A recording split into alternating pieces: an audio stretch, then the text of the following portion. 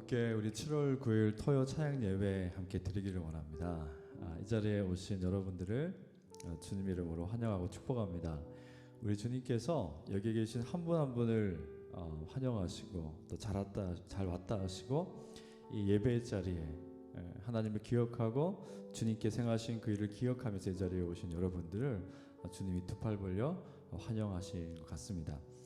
오늘 함께 우리가 또 말씀을 함께 나누면서 또 기도할 제목을 얻고 또 우리 기쁨으로 찬양할 제목을 얻기를 원하는데요. 함께 보실 말씀은 베드로전서 2장 20절에서 25절까지의 말씀입니다. 제가 이 말씀을 한번 읽어드리겠습니다. 제가 있어 매를 맞고 참으면 무슨 칭찬이 있으리요. 그러나 선을 행함으로 고난을 받고 참으면 이는 하나님 앞에 아름다우니라. 이를 위하여 너희가 부르심을 받았으니 그리스도도 너희를 위하여 고난을 받으사 너희에게 본을 끼쳐 그 자취를 따라오게 하려 하셨느니라. 그는 죄를 범하지 아니하시고 그 입에 거짓도 없으시며 욕을 당하시되 맞대어 욕하지 아니하시고 고난을 당하시되 위협하지 아니하시고 오직 공의로 심판하신 이에게 부탁하시며 친히 나무에 달려 그 몸으로 우리 죄를 담당하셨으니 이는 우리로 죄에 대하여 죽고 의에 대하여 살게 하려 하심이라. 그가 채찍에 맞음으로 너희는 나음을 얻었나니 너희가 전에는 양과 같이 길을 잃었더니 이제는 너희 영혼의 목자와 감독 되신 이에게 돌아왔느니라. 이 세상을 우리가 요즘 부르는 이름이 물질주의와 또 심리학에 빠져 있는 세상이라고 이야기를 합니다. 물질주의와 심리학은요, 인생의 가장 큰 유익은 자신의 신체적 그리고 재정적 정서적인 번영에 있다고 믿게 만듭니다. 그래서 큰 부자가 추앙을 받습니다. 유명한 사람이 인기와 또 돈을 얻기도 하죠. 하지만 물질주의와 심리학은 몸이 병들고 재정적인 어려움을 겪고 감정이 메말라갈 때 그런 문제를 올바로 해결하는 방법을 제시하지 못합니다. 그래서 잘 될 때는 그 이론이 맞는 것 같아요. 그런데 힘들고 공고할 때는요, 그 사람들을 제외시킵니다. 하지만 로마서 8장 29절은 인생의 가장 큰 유익은 그 아들의 형상을 본받기 위해서라고 말씀합니다. 우리의 인생의 가장 큰 유익은요, 그 아들의 형상을 본받기 위해서입니다. 우리가 하나님의 아들의 형상을 본받는 일은 여러 가지 방법이 있습니다. 근데 그 중에 하나는요, 분명 고난입니다. 오늘 읽은 말씀이 고난에 대한 이야기가 나오는데요. 세상이 아무리 좋아진다고 해도 가난한 사람들은 항상 있습니다. 병든 사람도 있고요.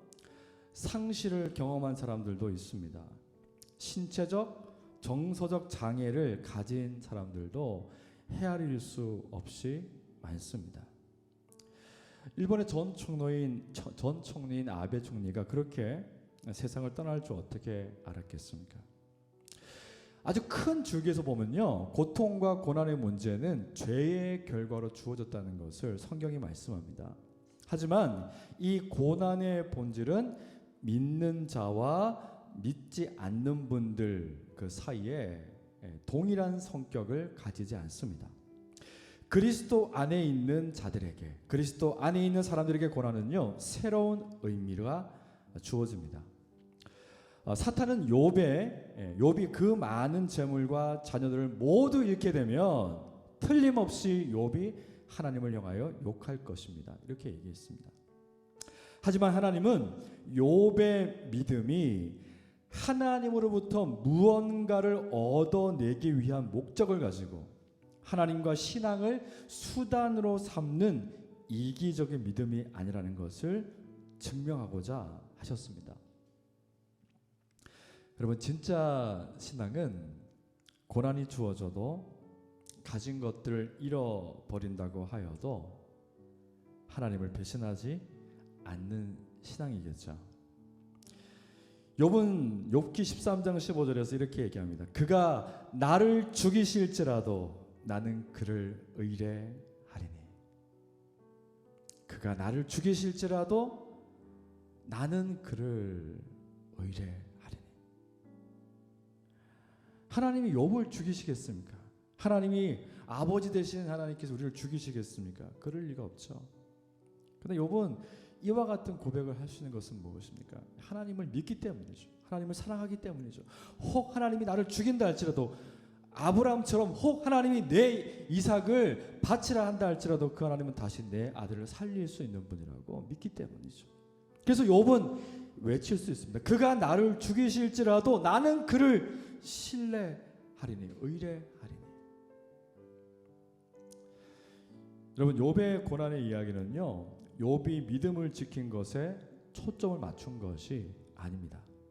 하나님께서 욥에게 믿음을 주셨고 그를 끝까지 붙들어 주셨으며 그의 믿음을 지켜주신 이야기입니다. 하나님이 욥을 붙들어 주신 이야기고요, 욥을 끝까지 붙잡아서 그를 구원시키는 이야기입니다. 욥은 이유를 알 수 없었던 자신의 고난을 통해서 결국 이런 고백을 하게 됩니다. 내가 주께 대하여 귀로 듣기만 하였사오나 이제는 눈으로 주를 배움나이다. 그러므로 내가 스스로 거두어 드리고 티끌과 죄 가운데서 해결하나이다. 우리는 우리의 고통과 고난의 문제에 대해서 이렇다 저렇다 많이 말할 수 있고, 하나님께 불만할 수 있고, 하나님 왜 나에게 이런 고통을 주십니까? 왜 나를 아프게 하십니까? 하나님 왜 이렇게 말할 수 있죠. 근데 그 고난의 끝에서 욥이 고백하는 것은요, 내가 주께 대하여 귀로 듣기만 하였는데 이제 눈으로 주를 배움나이다. 티끌과 죄 가운데서 회개하나이다. 여러분, 이와 같은 고백은 욥에게만 있는 게 아니죠. 여러분, 시편 기자는 고난 당하기 전에는 내가 그릇 행하였더니 이제는 주의 말씀을 지키나이다. 고난당한 것이 내게 유익이라. 이로 말미암아 내가 주의 율례들을 배우게 되었나이다. 고난당한 것이 내게 유익이라. 이로 말미암아 내가 주의 율례들을 배우게 되었나이다. 사람들은 죄의 결과로 고난과 고통의 문제를 안고 살게 되었습니다. 하지만 하나님은 이 고난을 사람들에게 영원한 짐으로 지우지 않으셨습니다. 이 대목에서 우리는 하나님의 신실하심을 보게 되죠. 하나님은 그 죄의 짐을 우리에게 영원히 지우지 않으셨어요. 하나님은 그 아들에게 죄를 담당시키셨고 우리가 감당할 수 없으니까 그 아들에게 담당시키셨고 예수 그리스도를 우리의 죄에 대해서 죽게 하시고 의에 대해서 우리에게 자신의 의를 주시기 위해서 다시 살아나게 하셨습니다. 그래서 오늘 읽은 본문의 말씀은요, 그가 채찍에 맞음으로 우리는 나음을 입었도다. 이 말씀 무엇입니까? 주님께서 우리가 져야 될 모든 죄짐을 대신 담당하시고 우리가 고통당해야 될 인생의 모든 진짜 고통을 주님께서 우리 대신에 당하셨다는 것을 말씀합니다. 여러분, 고난과 고통의 문제를 안고 있는 사람들이 그리스도를 만나지 못하면 자신이 해결해야 한다고 생각합니다. 하지만 결코 해결할 수 없습니다. 하지만 하나님이 고난과 고통이 시작되는 뿌리인 죄를 그리스도 안에서 해결하셨으므로 그리스도인들은 자신들이 겪는 고난과 고통이 자신들을 죽게 만들지 못한다는 것을 알고 있습니다. 여러분, 우리의 인생의 어떤 고통의 문제도요, 어떤 고난의 문제도요, 그 어떤 것도 결코 우리를 죽일 수 없습니다. 절대 우리를 죽일 수 없습니다. 왜냐하면 주님께서 우리 대신에 죽으셨기 때문입니다. 그리스도께서 우리를 대신해서 고통을 당하셨기 때문입니다. 그러므로 우리가 당하는 고통과 우리가 당하는 죽음은 진짜 죽음이 아닙니다. 우리가 죽는다 할지라도 영원히 죽는 것이 아니고 그리스도 안에서 그리스도처럼 살게 됩니다. 그래서 그래서 고난 가운데 있는 사람들, 여러분 그리스도인들이 고난 속에 있을 때요, 그 진짜 고난을 당하신 주님을 오히려 바라보게 되죠. 이 고난은 진짜 고난이 아니야. 난 이 고난 때문에 내가 완전히 죽는 게 아니야. 진짜 고난을 당하신 그리스도를 바라보게 되죠. 그리고 그리스도를 통한 하나님의 구원이 지금 내가 당하는 고난 속에서 하나님 나를 건지시고 구원하실 것을 확신하고 소망하게 됩니다. 그리스도 안에서 우리는 언제나 우리 영혼의 목자와 감독 대신 하나님 안에 있습니다. 여러분, 그리스도 안에 있는, 그리스도를 통한 우리는요, 언제나 우리의 영혼을 이끄시는 목자 되신 하나님, 우리의 영혼을 돌아보시는 그 감독자 되시는 하나님, 그 하나님 안에 우리가 있습니다. 그 앞에 우리가 있습니다. 그러므로 여러분, 이 시간 기도할 때 우리가 한번 기도했으면 좋겠어요.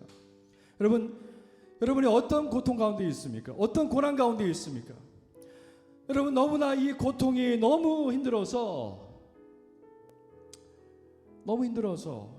삶을 포기하고 싶은 마음까지 드는 분도 혹시 있을지 모르겠어요. 여러분, 그러나 기억하십시오. 주 예수님이 죽으셨습니다. 누구 때문에? 나 때문에. 나를 대신해서 그 주 예수님이 죽으셨습니다. 그러므로 우리는 죽지 않습니다. 그러므로 우리가 당하는 고통은요, 힘들지만 여러분, 우리가 그 고통 때문에 우리가 영원히 죽지 않습니다. 오히려 그 고통은 우리로 하여금 나를 위해서 죽으신 예수님을 바라보게 합니다. 그리고 그 예수님 때문에 내가 감독자 되시고 목자 되신 하나님의 보호 아래 있다는 것을 알게 되고 하나님의 구원을 소망하게 되고 확신하게 됩니다. 그래서 우리 믿는 사람들에게 고통은요, 다시 주님을 바라보게 하고 다시 하나님을 소망하게 하는 것인 줄 믿습니다. 우리 것을 믿는 마음을 같이 한번, 하나님 우리에게 이런 믿음을 주시고 그리스도 안에서 우리에게 이와 같은 믿음과 소망을 주시기를 원합니다. 같이 한번 기도하시겠습니다.